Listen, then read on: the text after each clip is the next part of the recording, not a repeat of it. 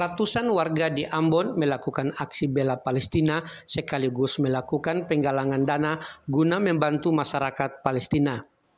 Aksi ini dilakukan dengan berjalan kaki dari lapangan Galunggung Batu Merah Ambon dan finish di Masjid Raya Al-Fatah Jumat 21 Mei 2021. Aksi bela Palestina ini juga disokong sejumlah OKP dan komunitas.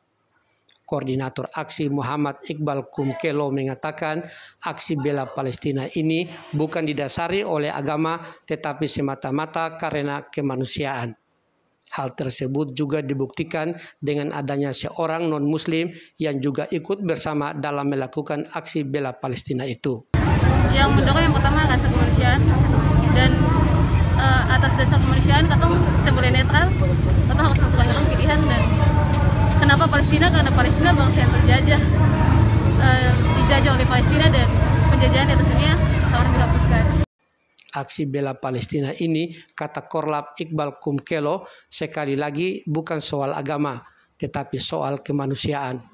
Untuk itu, diharapkan semua pihak supaya turut berpartisipasi untuk menyuarakan rasa kemanusiaan itu.